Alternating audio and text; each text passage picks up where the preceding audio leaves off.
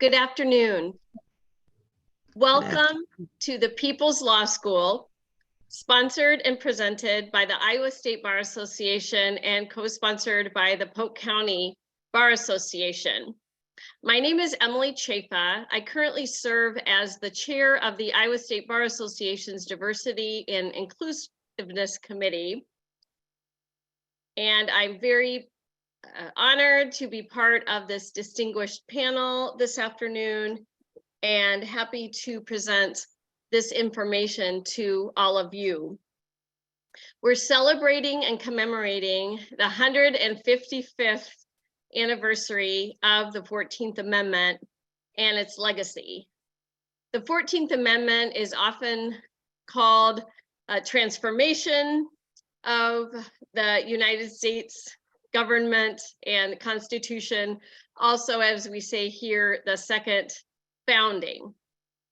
But you'll hear much more details about how it served its purpose and in some ways did not serve its purpose. Why does this matter? Why is this important? As you'll hear us all say, the 14th Amendment followed closely after the Civil War, along with the 13th Amendment and the 15th Amendment. Together, these amendments were intended to start over, make sure that no one is a second-class citizen, that all persons in the United States are indeed entitled to equal protection of its laws, all its laws, and due process of law.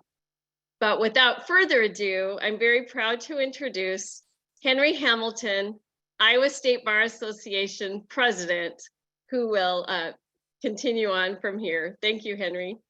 All right, thank you, Emily. And I also would like to welcome and thank everyone for attending today's People Law School presentation, second founding, commemorating 150 years of the 14th Amendment.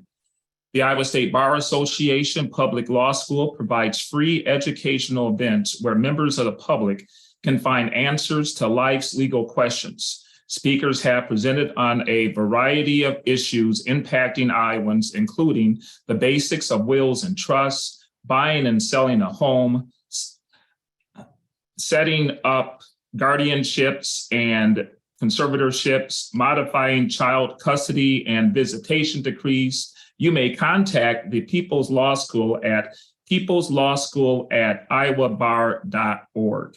Today's presentation is a Black History Month celebration of the 14th Amendment of the United States Constitution, as Emily said, co-sponsored by the Iowa State Bar Association and the Polk County Bar Association. The 155th anniversary of the 14th Amendment is not officially celebrated until later this year, July 9th, 2023. But what better time than Black History Month to reflect on the tremendous impact the amendment has had on our nation and our lives. The timing is particularly appropriate when you consider that the 14th Amendment was enacted after the Civil War to guarantee African Americans the full rights of citizenship as guaranteed under the United States Constitution. Slide.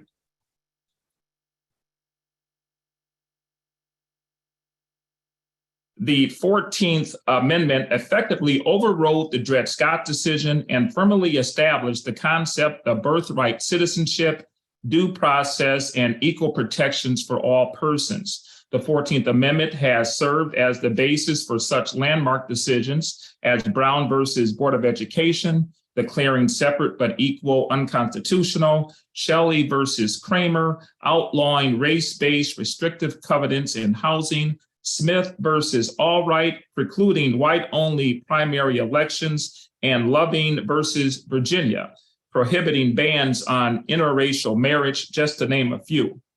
For better or worse, the 14th Amendment is the most litigated amendment in the Constitution.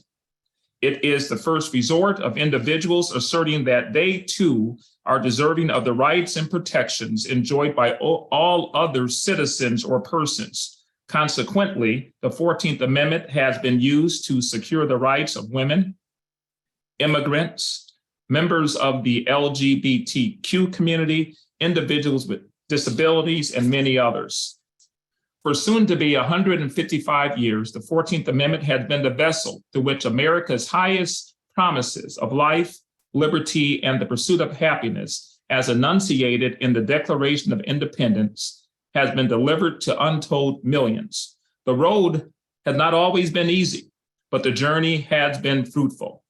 As with any major legal development, you can't fully understand its significance without first examining history and specifically the conditions which then existed that made such a major development necessary. Slide.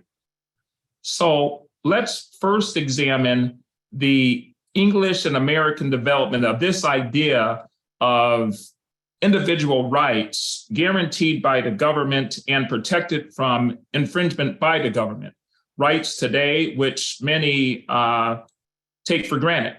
The concept of individual rights in English and American jurisprudence law is generally acknowledged as beginning with the Magna Carta, professed in the Declaration of Independence, codified in the Bill of Rights, and now expanded to include more individuals through passage of the Reconstruction Amendments. And as Emily said, this defining of these rights for all persons continues even today.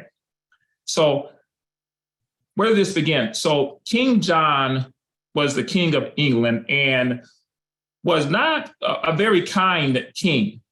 At least the wealthy landowners did not think so. And he was doing many things that were not in line with the common law at that time. And the barons, the landowners, the wealthy landowners grew upset. The final straw was when King John had taxed the barons in ways that were essentially foreign to their understanding of English law. So they essentially had a cordial conversation with King John and let him know that if he wanted to continue in power, that he would sign the Magna Carta. And the Magna Carta declared that the governing entity is subject to the rule of law. And the Magna Carta also documented the liberties held that should be held by free men. And this is where we get the first establishment of the rule of law. It's a set of rules that everybody must apply, that the king or nor the government is above. We get the concepts of due process, which are specific mechanisms that must be followed if you are to deprive someone of life, liberty, or property. We also get this concept of separating the judicial, the lawmaking, and the executive functionings away from one person and into separate bodies. What's key to remember is that these protections and rights largely only applied to free, wealthy men. Next slide. The ideas of citizen rights in England were incorporated into the English Constitution, the English law. You had the Magna Carta in 1628, you had the Petition of Rights, 1689, you had the Bill of Rights, and many of these rights are rights that we enjoy today. Freedom of speech, right to a jury trial, the right against self-incrimination and double jeopardy, and that the colonists thought that they should have enjoyed also, but for interference by the king. And of course, this interference was emphasized during the lead up to the Revolutionary War. Slide. The relationship between the king and the colonists soured. The colonists set out 27 grievances or instances where their rights had been infringed. The Continental Congress convened in 1774. A committee was appointed to draft the Declaration of Independence. In the preamble of the Declaration are written the words, "We hold these truths to be self-evident, that all men are created equal and that they are endowed by their Creator with certain inalienable rights, that among these are life, liberty, and the pursuit of happiness." The founders, the representatives of the various states in declaring independence, asserted that their rights of the as English colonists, that they had the same rights as guaranteed by the English law, but they were denied. And now, because of this denial, they were forced to disband the political bounds. And I want to read this quote. This is a quote from George Mason, and the full quote is, "We claim nothing but the liberty and privileges of the Englishman in the same degree as if we had continued among our brethren in Great Britain. The rights have not been forfeited by any act of ours. We cannot be deprived of them without our consent. We have received them from our ancestors, and with God's leave, we will transmit them unto our prosperity." Of course, as you know, war is declared, and the Americans go on and defeat the British in the war. Next slide.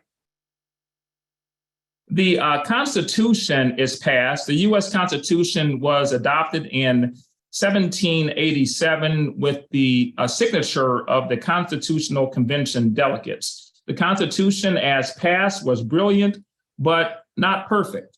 It set forth popular sovereignty. At this time, the colonists had given up after many years of trying to limit the power of a monarch, of the king. Instead, now they decide to do away with the king and the monarch form of government altogether. And they established a government of the people, by the people, and for the people. They established a limited form of government. This new government would have only the powers enumerated in the Constitution and the laws, the powers given by the people. It set up a system of federalism where the power given by the people would be shared by a strong national government, and remaining power would be reserved to the various states. It set up a separation of powers. It had the legislature, which would express the will of the people through laws. It had the judiciary, which would serve as the judicial power and be responsible for interpreting laws, and the executive branch being responsible for the execution of the laws. So in this manner, just like in the Magna Carta, we have the powers separated among three branches with checks and balances between the three.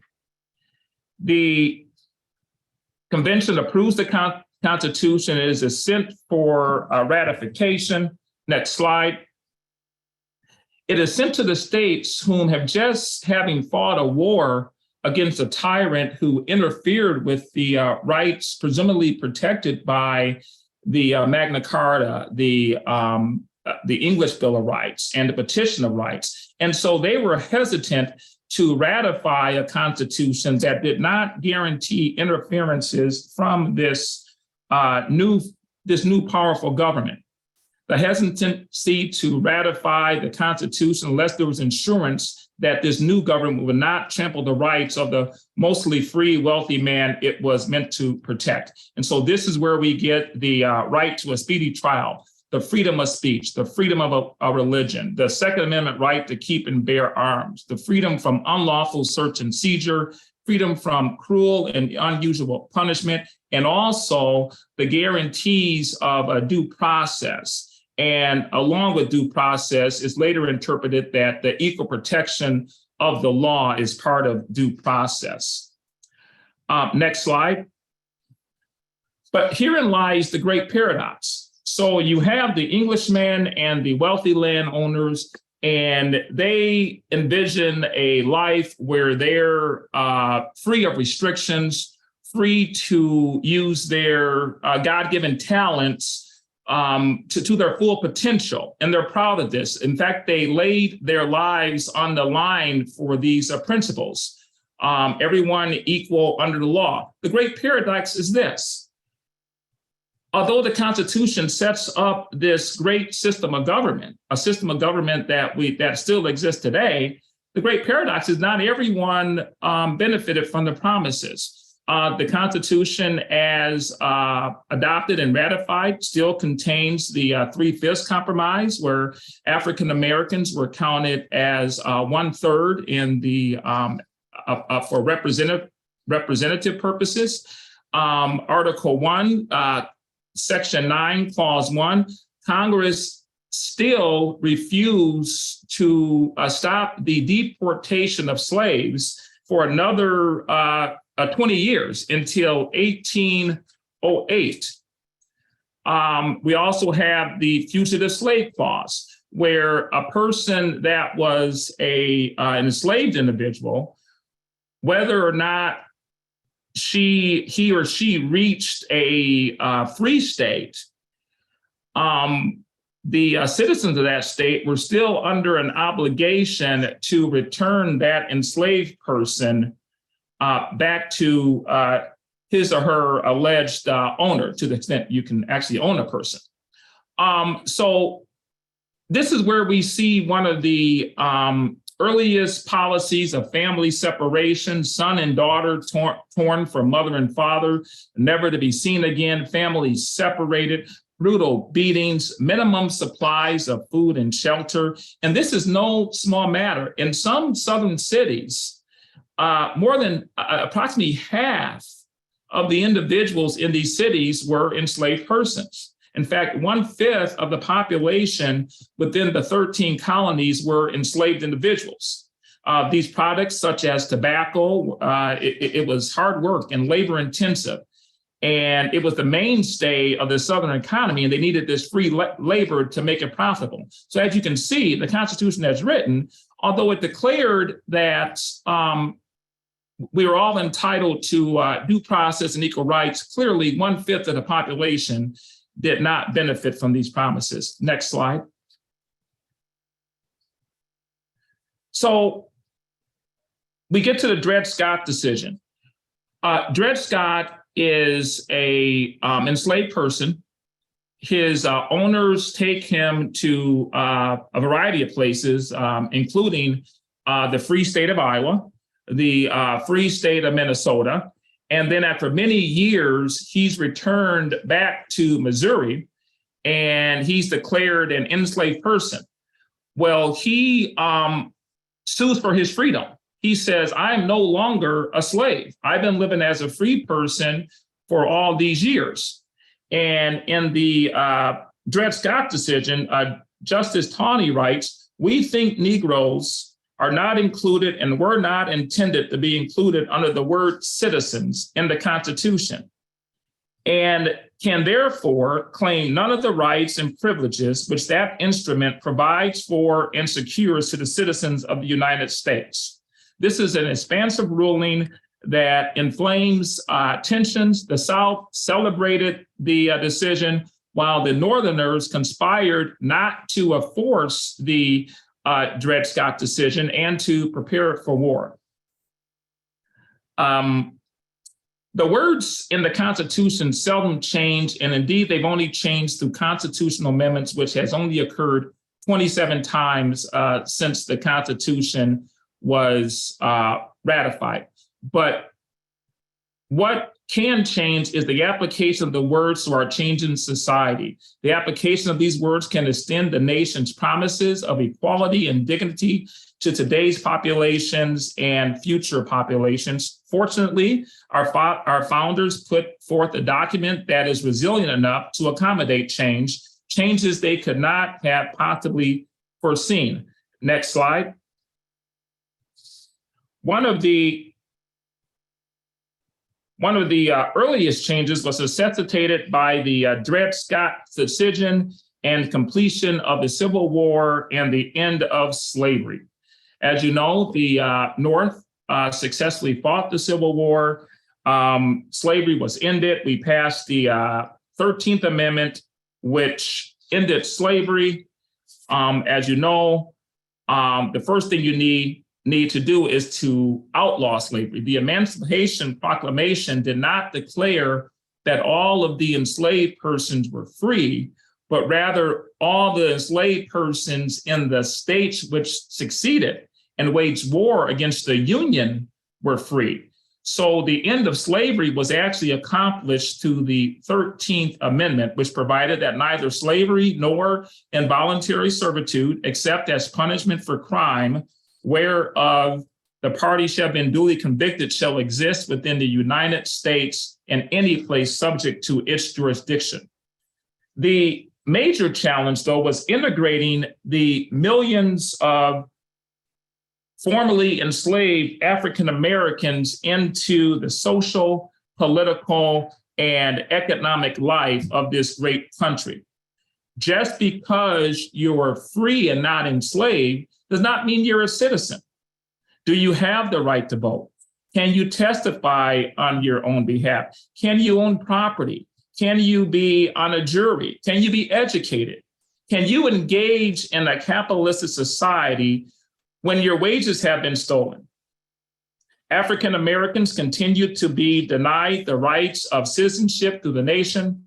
Moreover, African Americans living in the South, having already gained liberty, more liberty than many Southerners had deemed justified already, were subjugated by violence, the denial of due process, unequal protection of the laws, and the enactment of Black codes. The Black codes were a whole scheme of restrictions, restrictive laws purely calculated to deny African Americans the exercise of most rights of citizenship. So Congress went to work. Congress passed the Civil Rights Act of 1866. This act defined citizenship, granted citizenship to African Americans, defined rights of citizenship, and affirmed that all citizens were equally protected by the law.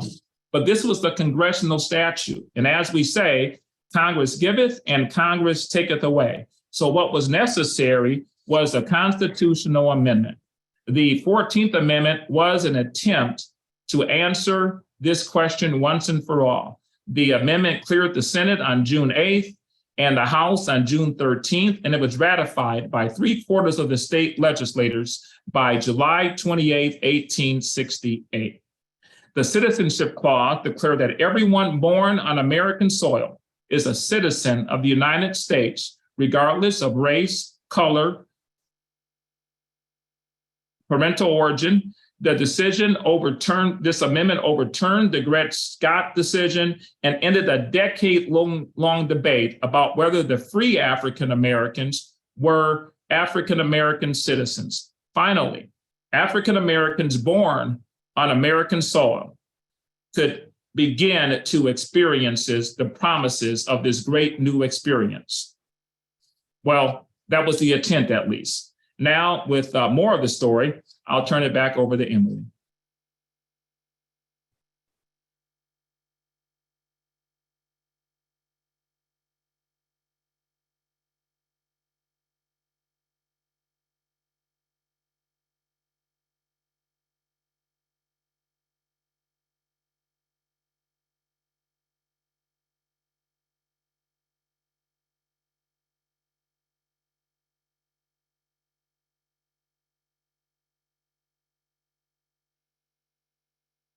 Apologies, I was having a bit of technical issues on my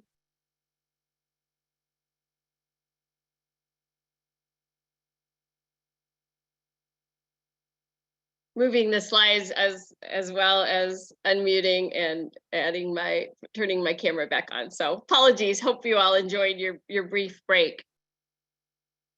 So as Henry very comprehensively covered the history leading up to the three Reconstruction amendments, the 13th, 14th, and 15th Amendment, I just want to give you a chance to review in detail, read these words and consider the plain language, the clear language in these words in the 14th Amendment, which of course was necessary. So these rights would be permanently part of the United States for all persons born in the United States. It doesn't say all persons of a certain skin color, of a certain ancestry, of a certain gender. It says all persons born in the United States, all persons naturalized or becoming US citizens after arrival in the United States are citizens of the United States. So citizens of the United States, the federal government and the federal laws, and of the state where they reside. So not only coverage by the federal government, but also protections from the state where they live. So think about that for a minute, because that's a very important concept to remember as we continue on.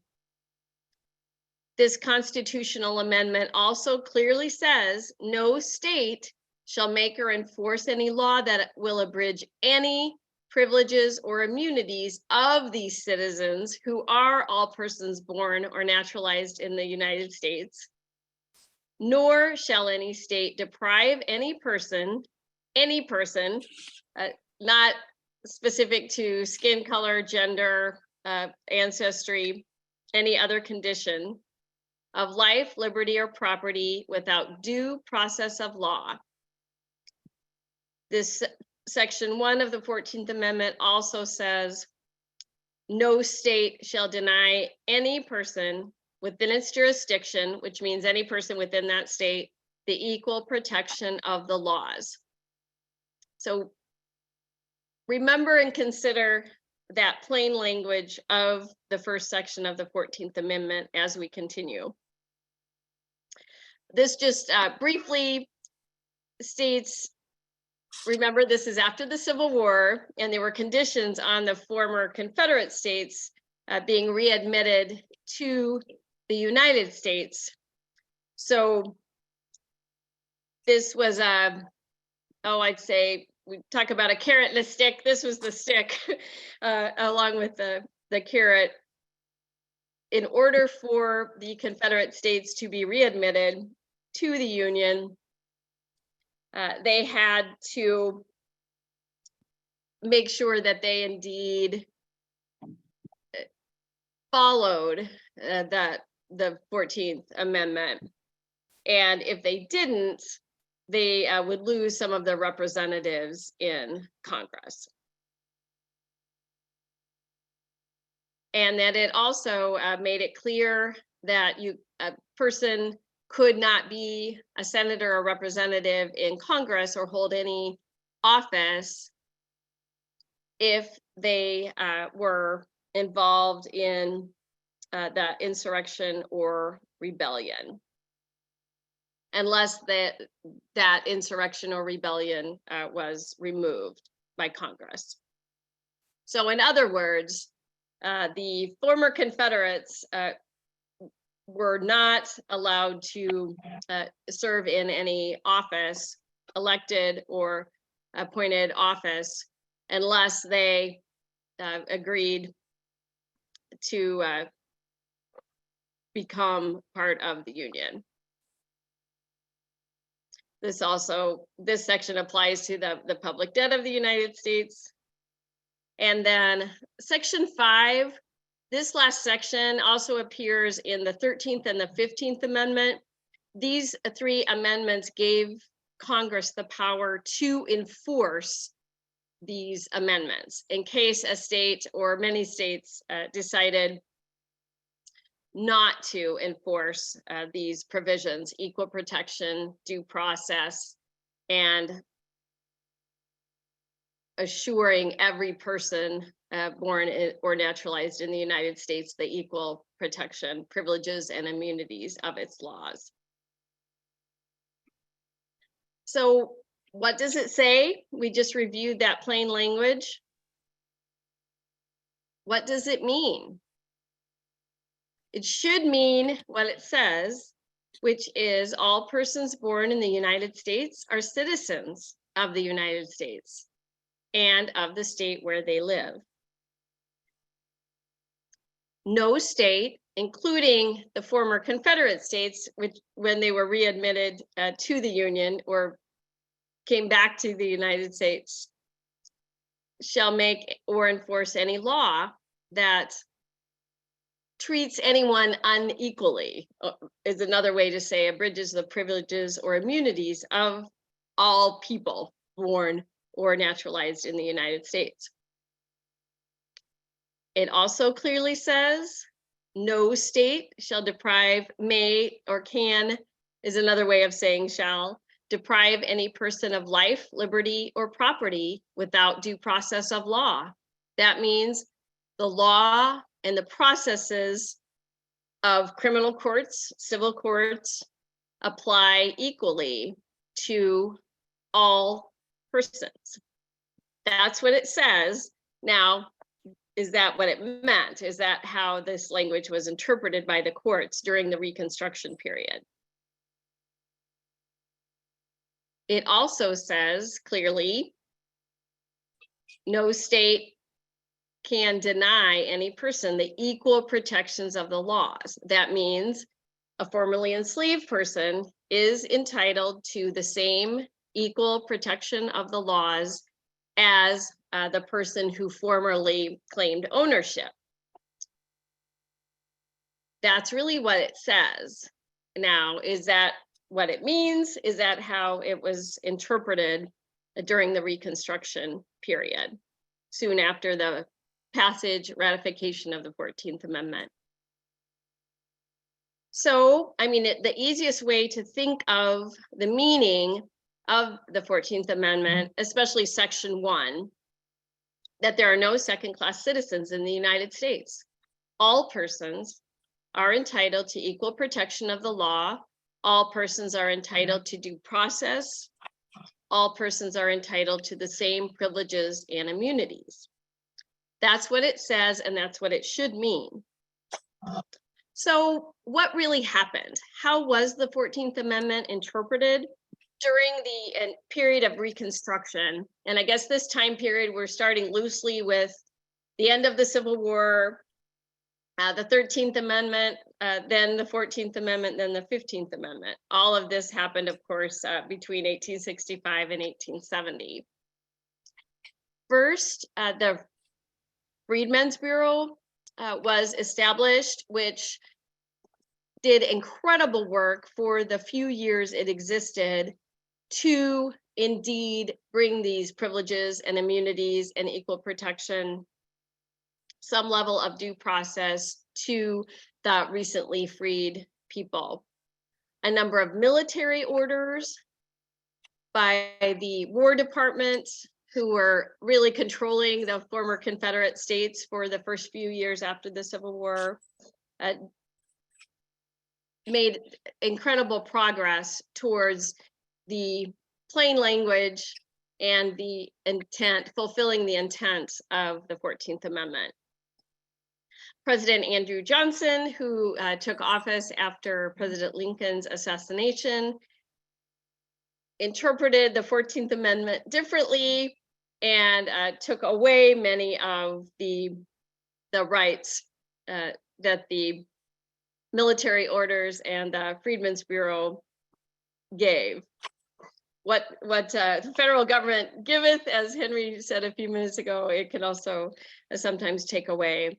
And then, unfortunately, the U.S. Supreme Court's interpretations of the plain language of the 14th Amendment also failed to fulfill its intent and its promises in many of their decisions during the first 10 or 15 years after its passage. So what did the Freedmen's Bureau do? It helped negotiate and enforce written labor contracts between the employers, people who are now employers, and their employees, who and their relationship had, in many cases, their relationship had been very different a few years earlier. So the Union Army generals in various parts of the former Confederate states worked on these contracts to enforce them and make sure that the workers were indeed paid for their labor. More importantly, the Freedmen's Bureau established public schools to provide education that had previously been denied in many areas, specifically and forcefully denied to the newly freed people. So education was a high priority for many of the formerly enslaved people. So that was a first and important priority. The Freedmen's Bureau supervised the land. Land ownership was also very important to African Americans, and understanding that land ownership, the ability to actually work the land and reap the fruits of your own labor, you know, was a big part of equal protection, due process of law, and enjoying the same rights, privileges, and immunities under that the 14th Amendment promised. And some of the Freedmen's Bureau also provided assistance, you know, food, some medical care that were not otherwise readily available.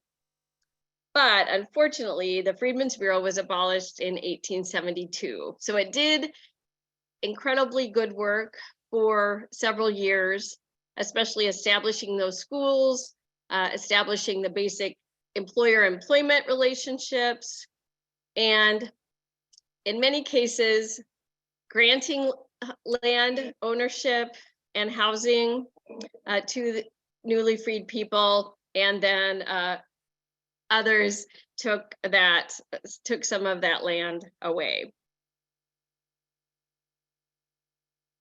As I mentioned a minute ago, the United States Supreme Court interpreted the plain language of the 14th Amendment in what we lawyers call a very narrow way, and in plain English, did not interpret the 14th Amendment in its full spirit and intent. So I just included a few cases here I commend to your reading if you are interested. You can find all of these cases online pretty easily. Basically, the US Supreme Court during this time period seemed to be more interested in protecting businesses than people, and then also sometimes said that the 14th Amendment only applied to a state or government action as opposed to individuals. And unfortunately, in some of these cases, failed to apply the portion of the 14th Amendment that said no state, you know, shall deny any person equal protection of its laws or due process of its laws. For instance, in some states, Black people were not allowed to serve on juries, were not allowed to actually testify in court. And those are just a couple examples of the ways that this equality, this no second-class citizenship intent of the 14th Amendment was not supported by the courts at that time. So why am I talking about storytellers and a variety of storytellers? It appeared that the individuals interpreting the 14th Amendment, or some of those who regained power after the former Confederate states rejoined the Union, interpreted this plain language from their own perspectives, their own very narrow perspectives. So what have we learned now? What have I learned as I've researched for this presentation? There are so many different stories. There are so many different ways to tell the story, and telling the story from a variety of perspectives, backgrounds, insights. That's how we learn our full history and perhaps learn a lot more than we learned in our grade school, middle school, high school years, even in college, and for me in law school, I was surprised that I had not learned this whole history. So why is it important for all of us to tell the full story and to learn the full story of the 14th Amendment and its promise and some of the failed promises is that history can repeat itself.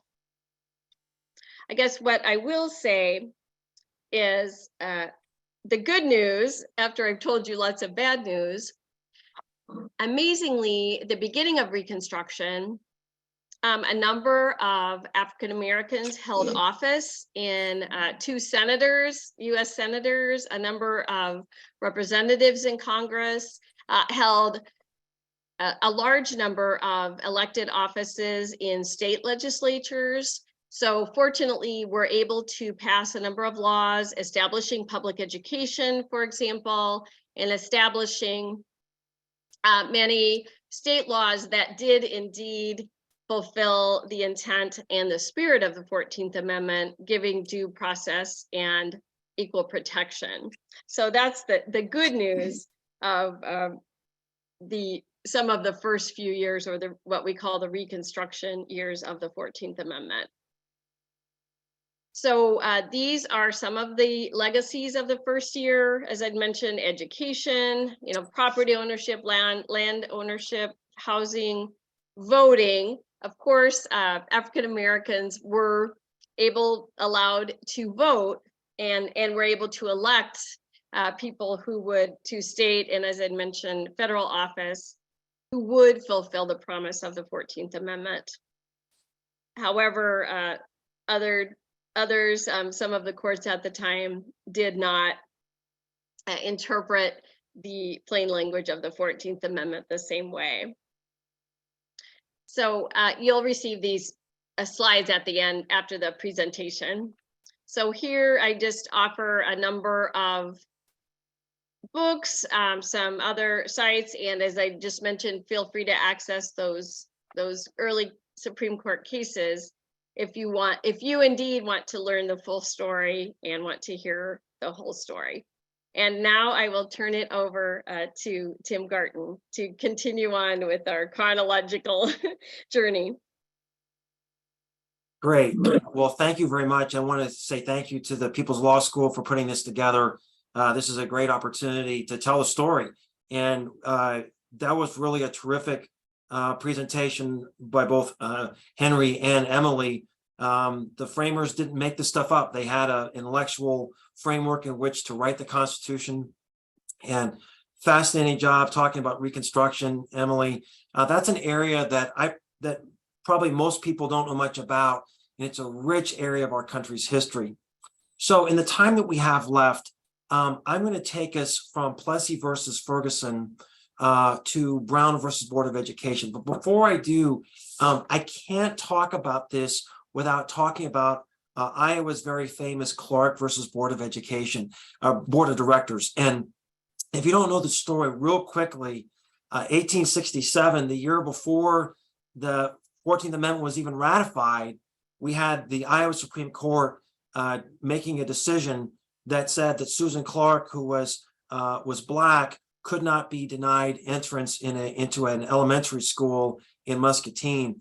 And the very famous phrase from that case, all Jews are equal before the law. Now, that was decided on the Iowa Constitution, not the federal Constitution. But as Iowans, we should be very proud of the fact that we were out in front in many, many ways in this area. So the way that I'm going to approach this, many of you are familiar with the decision in Plessy versus Ferguson in 1896. I'll touch on it just briefly as one bookend. And that created the separate but equal framework. And then you're also familiar with, in part, I assume, Brown versus Board of Education in 1954. That ended separate but equal in public education. Those are two very famous cases, and you may be familiar with those. But what happened between Plessy in 1896, and Brown in 1954. Did we suddenly become enlightened? Did we suddenly, there was a light bulb turn on somewhere? And the answer is no. It was a long and arduous journey. And this is a journey that I did not know much about until several years ago, as I began to learn more about Brown versus Board of Education and how we got there. And I'm going to be a bit like a tour bus driver today, and then I'm going to stop along the way. I'm going to get out of the bus and I'm going to point out some highlights.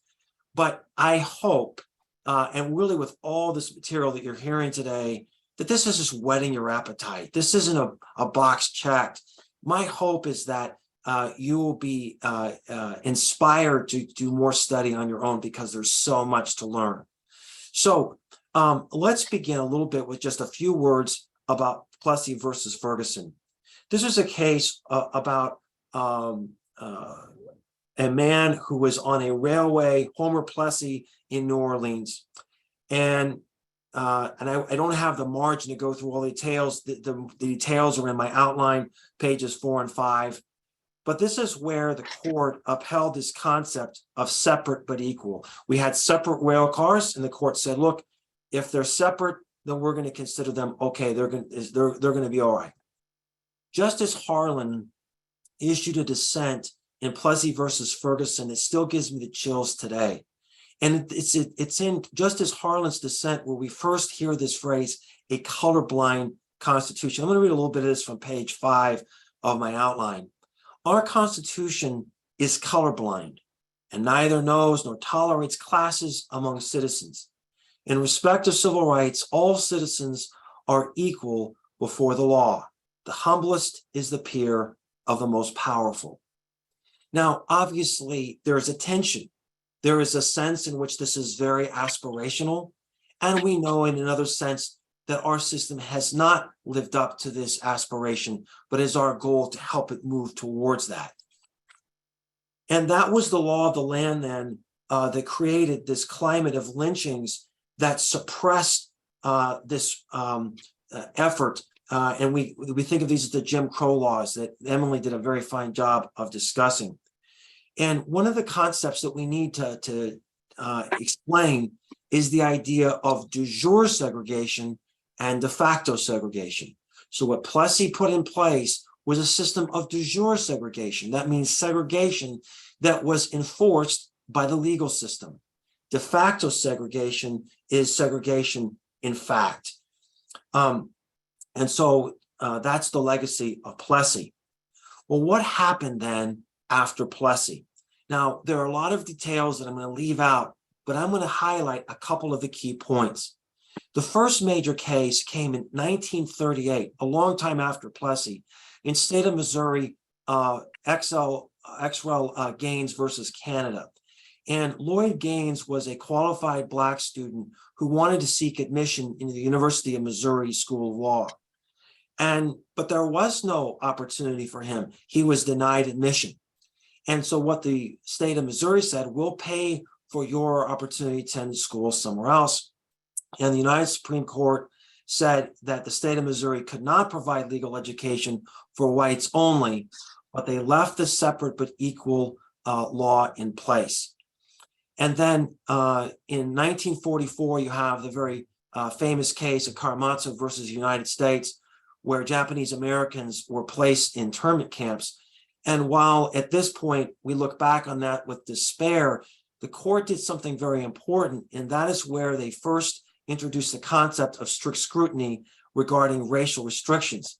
On page 7 of my outline, it should be noted to begin with that all legal restrictions which curtail the civil rights of a single racial group are immediately suspect. Following Karamazov and the end of World War II, Black soldiers returned from fighting the Nazis to come back and find themselves as second-class citizens. They couldn't attend the same restaurants, swimming pools, hotels, use the same drinking fountains, restrooms, and so on, and schools. And in 1946, the NAACP Legal Defense Fund was formed and led by Thurgood Marshall. Thurgood Marshall is probably the most important lawyer of the 20th century. He's one of my heroes, incredibly brave and important lawyer. And the primary goals of the NAACP Legal Defense Fund was to demand equal schools under the separate but equal doctrine, but also to challenge Plessy. So we're going to try to get rid of the separate but equal as well as Plessy. And a few cases that I want to highlight. Shelley versus Kramer was a very, very important case in 1948. And normally we think about this really just in terms of its holding, that it ended the ability to create racial restrictions in racial restrictions and restrictive covenants. In fact, we had these in Iowa. If you're interested in that, email me. I've got some very startling examples of that, even in my city of Ames. And as a side note, it's quite interesting that 3 members of the US Supreme Court had to recuse themselves because they themselves lived in subdivisions that had these kind of racial restrictive covenants.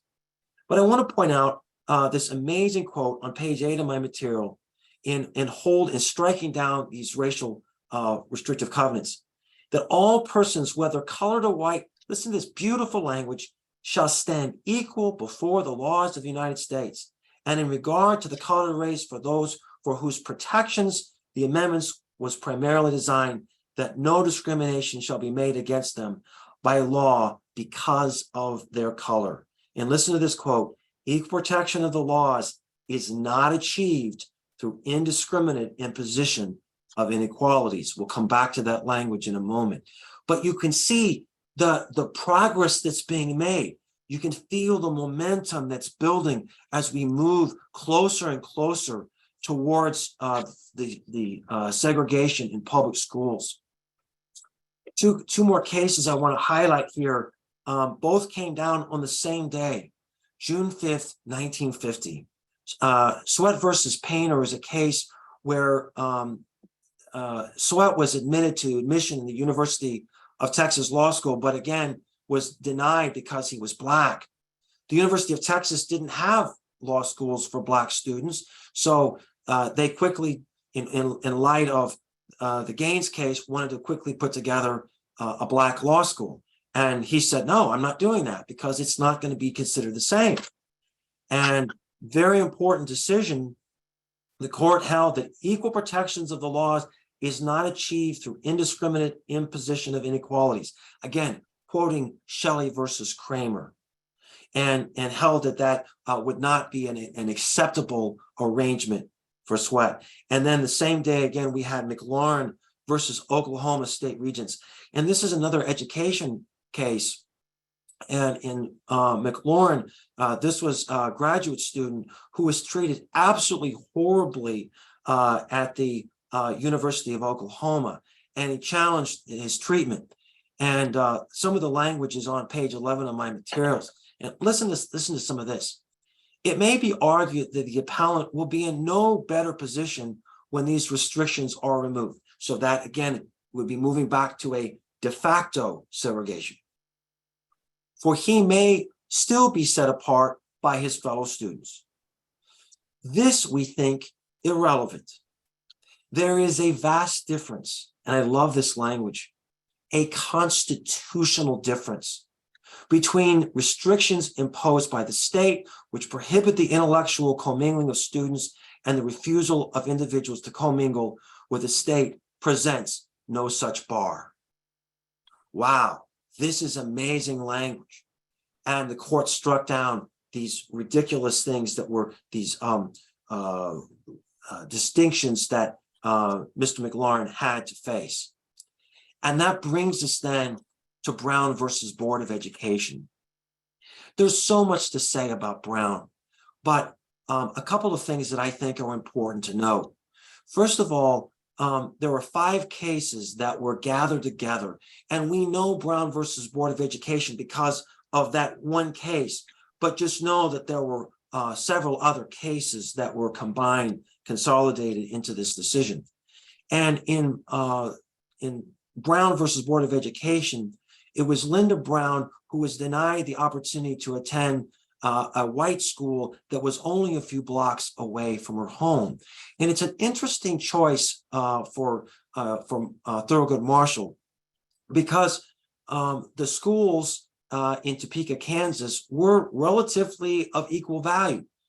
They had similar levels of funding, and by and large, they were pretty similar. So it wasn't like situations in the Deep South where there were tremendous disparities between white and Black schools. But the court found that even in situations where the conditions were relatively similar, that separate educational facilities are inherently unequal, and that's the holding. Segregation deprives people of equal protection of the laws as guaranteed by the 14th Amendment. So that's the landmark case. What happened after that? Well, there was a major backlash against Brown versus Board of Education. We have the Southern Manifesto signed by 19 senators and 18 representatives that said that they were not going to follow Brown. And then a year later, we had Brown 2, where there was no progress being made. And the court said, no, you need to move forward with all deliberate speed. But we know that the progress has been long in taking place. And today, even though we no longer have de jure segregation in public schools, we still have de facto segregation. At Central High in Little Rock, where the famous effort to desegregate the schools took place, at that time, the Little Rock 9, there was 100% white. Today, it's nearly 100% African American. And so the challenges with respect to de facto segregation are still with us and still prompt us to work towards equality in our schools. To bring things to a close, I think this understanding of our journey as a country is very important for two reasons. One is it gives you an appreciation for the courage of people like Thurgood Marshall and others who worked tirelessly to bring this important change. But secondly, it's not just for the past, it's for us to be inspired to continue the work towards equality in our society. Not everyone on this call is a lawyer, but my call to those who are lawyers, put your shoulder behind the plow and find opportunities to be change agents in your communities. For those who are not attorneys, continue to learn more about these cases and find ways as well that you can make a difference in your community to close the achievement gaps in our schools and work towards greater equality in our society. I leave this now to Emily or Henry to wind things up. Thank you very much. Thank you, Tim, and thank you, Henry.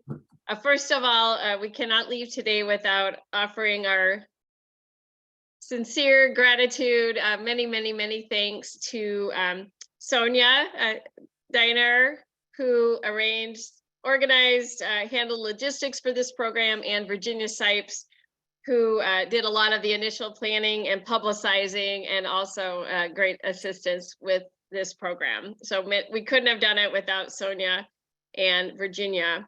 Thanks to all of you for spending an hour with all of us. I hope, as Tim said, we've just whet your appetite and inspired you to do some additional research, reading on your own to learn the full story.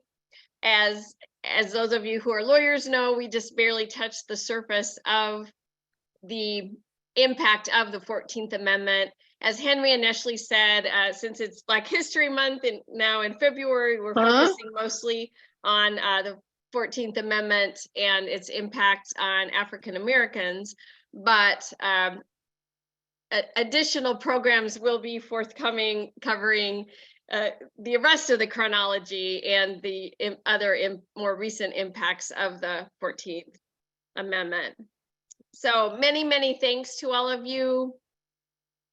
We hope you'll continue, as echo what Tim said,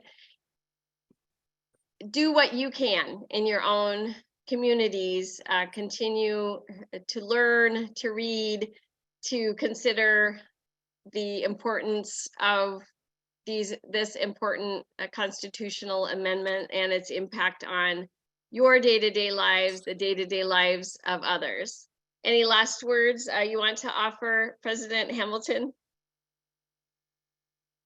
No, I think you and Tim summed it up very well. I just hope people continue to enjoy the last few days of Black History Month and celebrate it however appropriate. And that we also keep in mind that this is the 155th anniversary of the 14th Amendment. So if there was ever a time to dive deep into the 14th Amendment, this is the year. And I enjoyed working with you all. And I also want to extend thanks to Virginia and Virginia Sipes of the Iowa State Bar Association and Sonia Diener of the Polk County Bar Association.